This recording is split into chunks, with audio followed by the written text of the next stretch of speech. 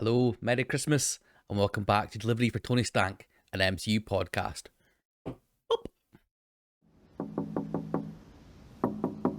Are you Tony Stank?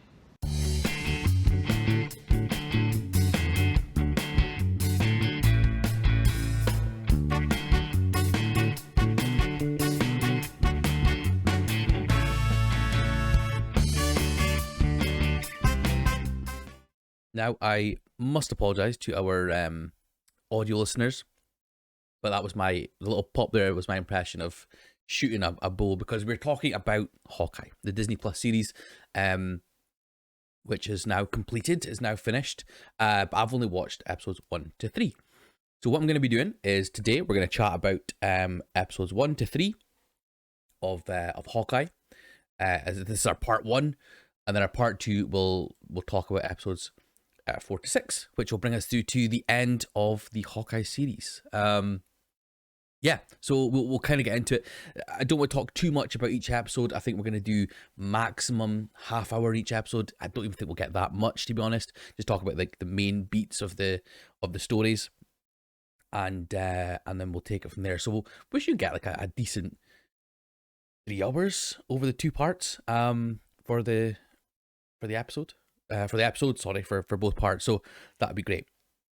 But before we continue, congratulations to Snez, who won the most recent draw from the Ko-fi, which you can find at the top here, kofi.com/delivery for Tony Stank.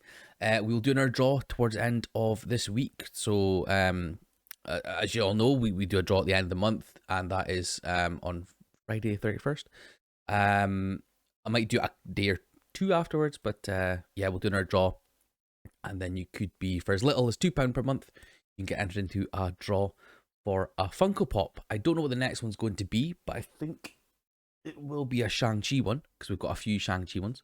But yeah, as little as £2 a month, so yeah, that'd be great. But let's get into it. Let's talk about everyone's favourite Avenger, Mr. Hawkeye. Okay, so Hawkeye, Series 1, Episode 1. We get, it's called Never Meet Your Heroes. We get a really interesting insight into the Battle of New York that happened in 2012. A kind of point of view that we have never really seen before, and that's the people on the ground, the people that live in New York City at that time. We also see it from our Avengers point of view, the flying and fighting in the air and all that things, and we've never really seen it from the ground. Now, it kind of obviously starts off, you know what's coming. It starts off as like this young girl listening to her parents arguing, and has a chat with her dad and things, and things soon descend into chaos as the Avengers fight off the Chitauri in New York City. And in ensuing chaos, obviously we know this little girl's, we kind of know this little girl's Kate Bishop. It's kind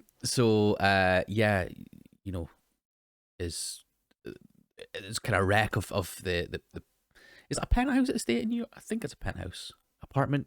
It's really swanky anyway. And yeah, we get to see her watch Hawkeye, dispose of these Chitauri in a really excellent kind of Avengers style way. With Hawkeye, it's a tough one, because he's one of the few Avengers that are just a human. There's obviously him, Black Widow, and that's, well, apart from Tony Stark, and but he's got a suit of armor. But Black Widow and Hawkeye are the two like most grounded Avengers that we have. So I always thought it would kind of be weird, or kind of tough to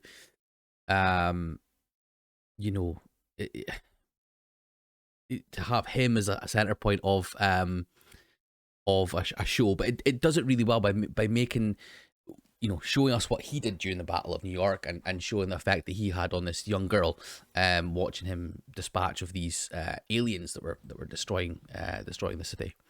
Some pretty cool shots, some pretty cool remakes, and really,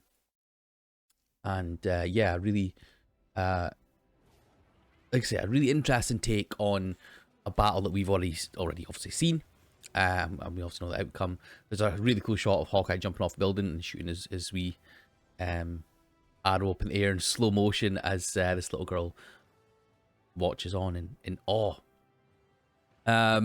We find out that this little girl's lost her father in that in the whole battle and stuff as well, and we get this incredible title scene, which we don't actually, from the first three episodes that I've watched, we don't actually see it again, but it's really interesting title scene that basically gives us the story of this girl, and essentially it's her origin story in a title scene. And it's brilliant. It's incredible. It's so interesting to watch. You see her being given her bow and arrow. You see her, the trophy stack up as she obviously, gets better as she goes on through life with her and her mother. You see the fencing side of things, the like karate or martial arts side of things and stuff like that as well, that she obviously partook in, and then that brings us into the story. So we've got her origin without having a 20 30 minute kind of episode just focused fully on her and how she came to be. It's all condensed in this 20 seconds, 30 seconds, and I think it's so effective and done incredibly well. Then into the present day, we get introduced to Kate Bishop, Haley Steinfeld, who is obviously an archery expert, and she ends up breaking this bell and causing disruption at her school thing, and it takes us into Hawkeye at the cinema, watching Rogers the Musical, which is fantastic. I can do this all day. Fantastic, brilliant. I just want to see it live. I just want to see this Broadway live, and I think Disney have got to do it, haven't they? They've got to. I'm sure they will. And we get introduced to the fact that Hawkeye has a hearing aid.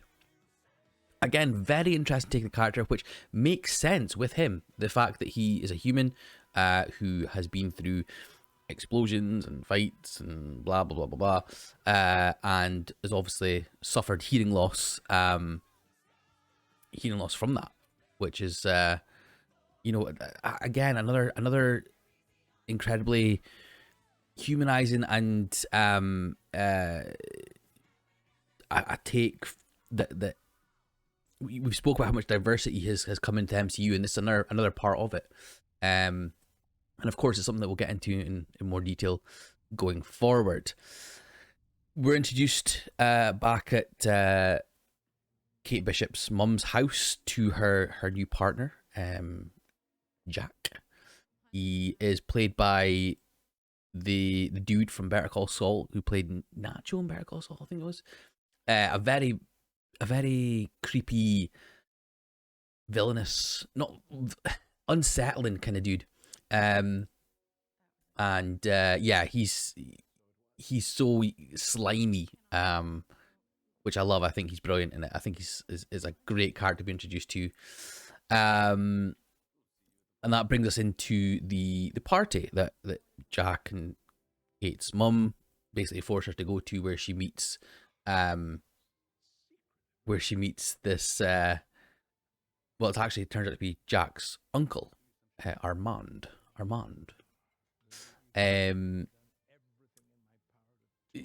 Kate kind of hears her mum and Armand like having an issue, having a fight, having a falling out, and this then brings her into the biggest scene of the whole of the first episode, which is the black market auction that they have like underneath through the kitchen and in the shady depths of this charity event.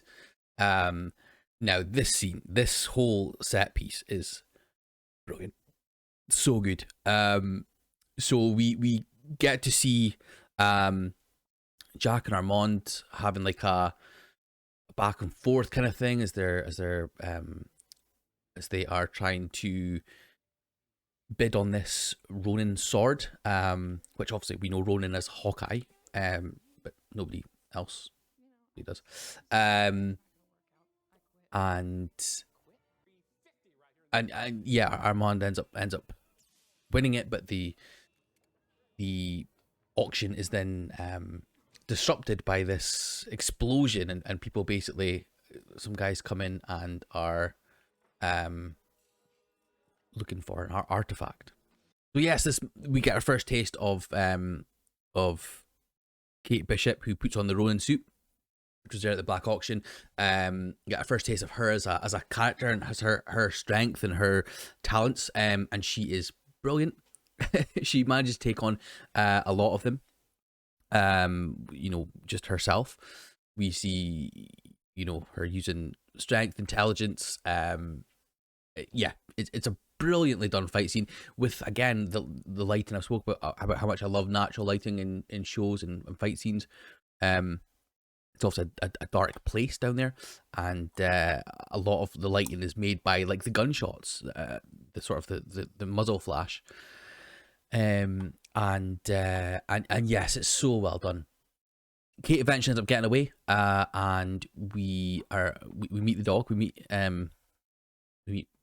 the one-eyed dog, the one-eyed cute dog, who she ends up pretty much adopting, and then basically gets entangled with this tracksuit mafia towards the end of the episode, who are then dispatched easily by who we find out to be Hawkeye, and Hawkeye then meets Kate Bishop for the first time. So we get a face-to-face of Hawkeye and our new hero, Kate Bishop, aka Lady Hawkeye. I don't know if that's her name, but I'm going to call her that. So thoughts on the first episode of Hawkeye? I think it's incredible. I think it's absolutely brilliant. It's one of the best first episodes of a Marvel TV show that I've seen. Like, genuinely, like hands down. It's got everything. It's got the setup with the character that we know and love, or some of us love, which is Hawkeye. We get to see more of him. We get set up with, obviously, our new hero, Kate Bishop, and get to know her, as I say, throughout the whole episode. We learn about her without it being too heavy-handed. We get kind of hints of our villain, or at least some sort of intrigue towards who the antagonists are going to be in this series. And we get a dog as well. We get a rescue dog in there as well. And if you know me, you know I love my rescue dog. So, yeah, and of course, our Rogers musical as well. We get a music, and also Clint's relationship with his family is brilliant. It's lovely. It's really real and heartwarming. And of course, it's Christmassy stuff as well. So, yeah, I genuinely think it's one of the best first episodes of any of the Marvel shows we've seen. Maybe WandaVision was weird. Loki was strange as well. Yeah, I think it's probably one of the best first episodes of a Marvel TV show that we've seen so far. I know it's a big call, but that's how much I really enjoyed it. Right, episode 2. Before we go to episode 2, I totally forgot about one really important part, and that's that we see Armand is murdered, he's been killed, and Ronin, or Kate Bishop and Ronin, is seen fleeing the scene, and is then caught up by the tracksuit mafia. So, the episode 2 kind of takes place straight after the end of episode 1, and Kate and Clint go back to her apartment, and are, again attacked by this tracksuit mob, who are brilliant, who are so funny. Bro, they talk about bro all the time. It's brilliant. They're so funny, but also formidable opponents. They end up burning the apartment to the ground, and which forces Clint and Kate to have to go to her aunt, who's out of town's apartment. While her apartment has been burnt down. Of course, the dog gets out as well. So don't worry about the dog. Please don't worry about the dog. And yes, we then Clint does some incredible investigative work where he finds out that the someone that was dealing with the fire, part of some of the first responders at the fire were part of a LARPing club, who, because he can't find the Ronin suit, which he went back to try and get from the apartment. He ends up tracking down this LARPing club, which, yeah, is great. So by again doing investigative stuff, he finds out that someone in the LARPer Society, or whatever they're called, the NYC LARPer Club, has been wearing the Ronin suit. So he decides to track them down. This gets us to a phenomenal, excellent scene. Well, it's after, Kate and Clint part ways, but she still has his contact details and things like that. And of course, she abuses it, which is fair enough. That's what you do if you met your favorite Avenger. But then yes, we get our scene with Clint LARPing with the people. I don't know if it's I don't think it's in Central Park, but it's obviously at some park in New York. And yeah, it's great seeing him. He ends up putting on the armor and going with a fake sword and taking on everyone he should do as an Avenger. And it's just it's funny seeing everyone taking it so seriously. Like, I've never been LARPing before, but as much as I know from LARPing is from this and role models. But it's really funny to see the with how much ease he manages just to fire through everyone, and you can tell he's enjoying it. You can tell he's like absolutely loving every moment of it. So yeah, it's great. And then he meets up with a guy that is wearing the Ronin costume, and the guy who's wearing it, realizes that he's Hawkeye and says he'll give him the costume if he lets him beat him in a 1-to-1 sort of thing. So, yeah, they do, and again, it's so funny seeing them all taking it so seriously, things, and Hawkeye just kind of messing about as well. Yeah, it's great. It's great fun. It's fantastic fun. So like we're talking about how the first episode was kind of getting us into the Hawkeye kind of swing of things. I think this just shows a completely different side to this character, where he's not just taking everything so seriously, and like when he's Ronin and he's being so strong-willed and like headstrong in like his purpose, that he like, no matter what, no one's getting in his way. He's not showing any sort of like care or anything towards, or he's not showing like outwardly emotion. But you see him do all this with like a smirk on his face. I think you can tell that he's absolutely loving it. I thought it was a fantastic set piece again, and yeah, lets us see another side to Clint that we've not seen before. Okay, so yes, then Hawkeye gets the Ronin costume suit back from the dude, the LARPer Association, and we get a kind of a cute moment with when he speaks to Linda Cardellini, his wife, and you can tell he's obviously trying to get back. He's wanting to get back in time for Christmas, so that's the kind of ongoing point that we want to have is Hawkeye getting back home for his Christmas meal, back home for his turkey, and back home for his Yorkshire puds and stuff. We then get a scene with Kate and Jacques in the apartment. Kate is suspicious of Jack because obviously what she saw at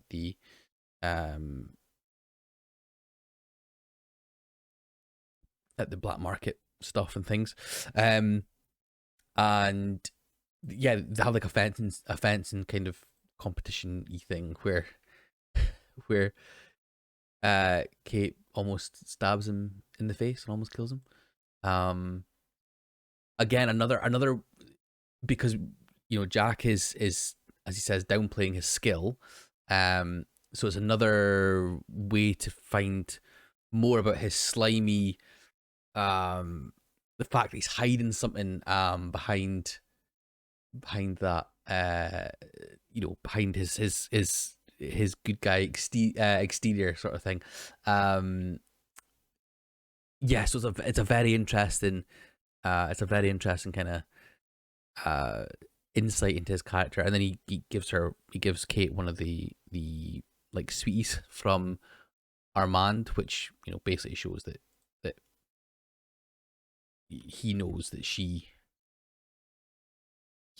knows that he that he was something to do with it, and obviously he's again subtly telling her that he knows that she knows that he knows that she knows that he knows that she knows that he is suspect. Did that work? I think that worked. Apologies. Oh god. Anyway, Hawkeye then gets taken in by the Tracksuit Mafia, which is part of his plan. He wants to get taken in so he can, find out, who's the boss and that kind of thing. But they basically want Ronin and want Kate Bishop, and Kate, trying to do the right thing, follows Hawkeye and ends up getting herself in a situation where she's caught by the Tracksuit Mafia as well. And then we meet another character who is obviously the head of the Tracksuit Mafia and is deaf. She's actually we kind of see her sign, which is again a very interesting foil to the fact that Hawkeye is at least deaf in one ear or needs some support for hearing and stuff as well. So yeah, it was again quite interesting to see the diversity that is eking into the MCU. So thoughts on episode 2? Again, a really interesting episode. We find out more about the characters. We kind of get a look into the other sort of antagonists that will or the other sorts of not villains, but people that are going to be the foil to Hawkeye and things. The Tracksuit Mafia, always a blast to see them on screen. The LARPing is fantastic as well. As I say, LARPing, I know people take it seriously. I know they do fantastic, but it's always a good fun time when you see LARPing on screen. So like let's say with role models when they're dressed up as Kiss and stuff, that's just, it is so funny. And then of course Hawkeye being a LARPer in this episode was great fun. It was fantastic, and probably the perfect follow on from episode 1. Really enjoyed it. So episode 3, we get a wee bit of a backstory into the leader of the Tracksuit Mafia, which is this deaf girl, and we get to see how she grew up. So very similar to Kate Bishop in that she had a supportive father. I mean, for Kate Bishop, it was kind of more her mother, I suppose, but had a supportive father who was obviously part of the Tracksuit Mafia. But she had to deal with being deaf and being different from other people, but never deterred her. And did things like the karate or something. She's got, she has a fake leg as well. So, she's deaf and amputee. Was able to fight off kids bigger than her, and obviously this is obviously how she built her kind of way up. There is a mention now. Again, I've watched episode 1 to 3, so I'm assuming there's probably going to be more about this. But there's a mention of an uncle, or like a not a father figure, but like an uncle, or I think they say uncle, and we see this like big suited guy. We don't see anything apart from kind of the waist up sort of thing, and he reaches out a hand and touches her face as a kid, obviously in a loving, kind of pinches her cheek in like a loving sort of embrace and sort of chuckles. Now, again, I don't know if it's a spoilers, and I kind of, but when I first saw this, like for me, I was, I'm thinking, is that Kingpin? Is that Mr. Kingpin? And will it be Vincent D'Onofrio's Kingpin from, of course, the Daredevil MCU series? I'm sure we'll find out. But yeah, that would be very, very interesting for a Marvel show.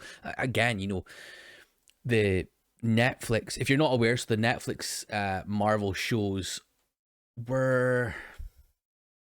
they weren't necessarily canon, but they're not necessarily linked. Yeah, they're not necessarily linked to MCU, but they're like some links and stuff. So they're basically, there was an Agents of S.H.I.E.L.D. Show, which isn't canon, I believe. I believe it's not canon at all. That was done on, I think it was at ABC that was shown. And then the Netflix ones, kind of, so Luke Cage, Iron Fist, Daredevil, Punisher, Defenders, they were like the aftermath of New York, after like after your Battle of New York and things like that. So it's almost like same universe but not. I don't know. I genuinely don't know. We'll see what happens basically. But yeah, it'll be very interesting to see if they do link them in, because the only TV shows that are, I believe, official canon to the MCU are the ones that are on Disney Plus. Your Loki, your Hawkeye, your WandaVision, maybe What If, maybe we'll get into that another time, but maybe What If. So yeah, it'd be interesting to see what they kind of do with that going forward. I mean, I know, so like in Luke Cage, we had Mahershala Ali as the bad guy in that. I can't remember his name, but he's been recast as Blade going forward. But I mean, it's not stopping them for having an actor in two roles. Like they obviously had Gemma Chan in Guardians. Was it Guardians? And of course Eternals and things like that. So I don't know. We'll kind of see if that comes into fruition. But yeah, so we then see this character Maya grow up, become part of the Tracksuit Mafia. Obviously, her father is, and she stumbles upon her dad dying, and the Tracksuit Mafia getting killed by Ronin, who was obviously at the height of his emo, moody phase.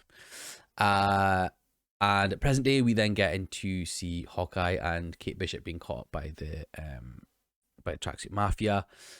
There's an interesting part where Maya talks with Hawkeye about, the fact that he has a hearing aid, relies too much on technology, and yeah, it's quite an interesting thing, because obviously one of these people it has no hearing, is hard of hearing, and the other, or sorry, one is purely deaf and one is hard of hearing, as opposed to like kind of fully deaf. So yeah, it's really interesting to see these two characters communicate. But Hawkeye gets away. There's a really good fight scene again. A really interesting. One of the really positives about this show so far, 1 to 3, has been the fight scenes and the kind of the kineticness, is that a word? Am I trying to be too pretentious here?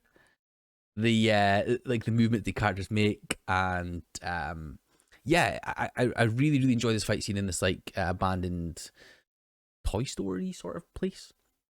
There's then a really cool scene with when Kate and Hawkeye get out, and it's a car chase. Hawkeye can't hear a thing because his hearing aid is broken, and Kate's using the arrows, different arrows that Hawkeye has. There's like explosion one. There's like a foamy one. And then a really cool part on the bridge with a Pym arrow that both Hawkeye and Kate work together for. And yeah, Kate shoots the arrow like in a sort of high arc in motion as Hawkeye shoots this Pym arrow at it, creating a gigantic arrow. And as soon as I saw Pym, I was like, "Oh, brilliant!" Gigantic arrow lands right in front and is able to stop the Tracksuit Mafia in their tracks. And of course, then Clint and Kate get away. There's a couple of little Easter eggs towards the Hawkeye original comic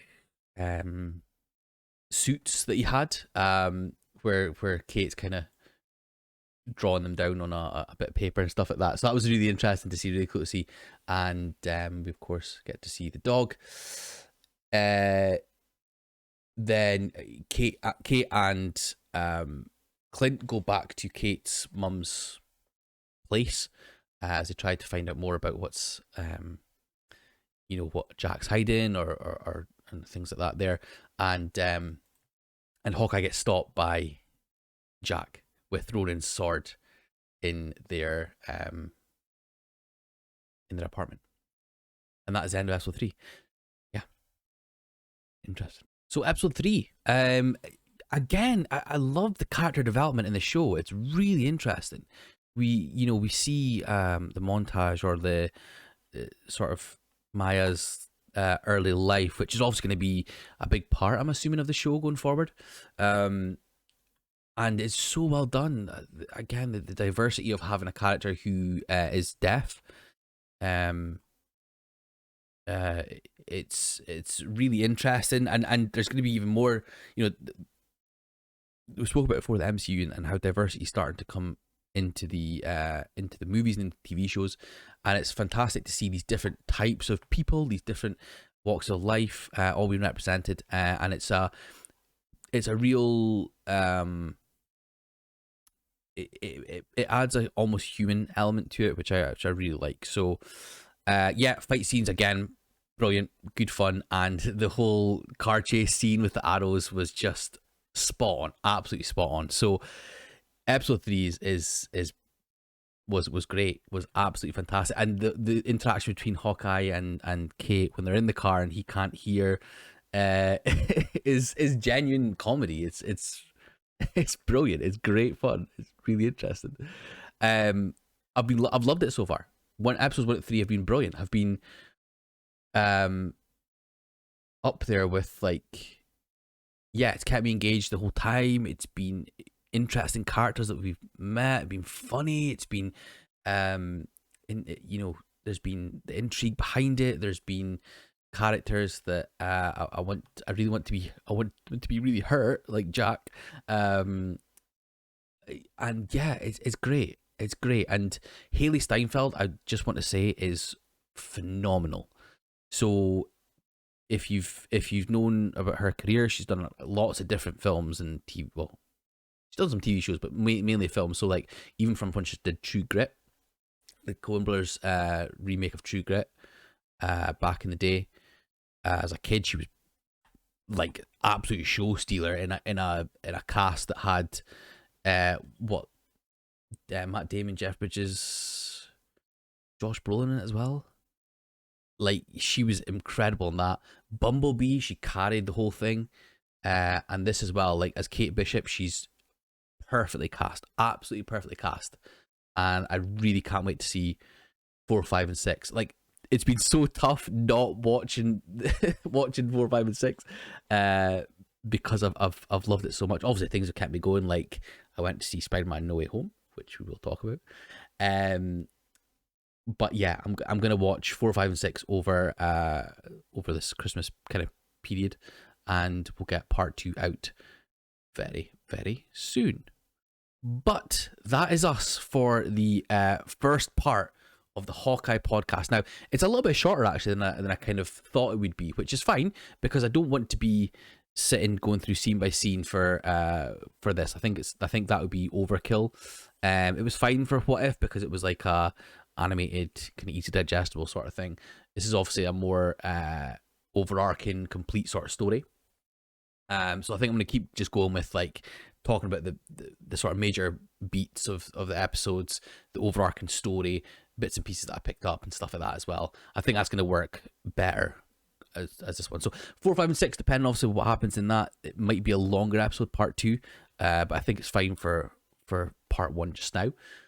So we'll leave it at that, and I'll watch 4, 5, 6 probably a couple of times, and we will discuss that in the next part. So the next part should be out, as I say, early January.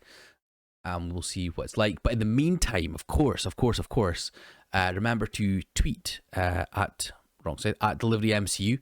Let me know what you thought of Hawkeye. You can do spoilers if you want. It's fine, absolutely fine. Let me know what you thought of it. Let me know what you're thinking. If you're watching it, great, fantastic. Let me know what your thoughts are on that. And yeah, if you want to talk anything about Marvel, just tweet me at Delivery MCU. And of course, remember to give us a follow, subscribe here on YouTube if you're watching, or on Spotify. On Spotify as well, I noticed you can actually rate podcasts. So hopefully, if you enjoy this podcast, give it a 5-star rating. No, I did, but that's just my own self narcissism. But it's all good. But guys, thank you so much for being here. I appreciate you, and we will see you in part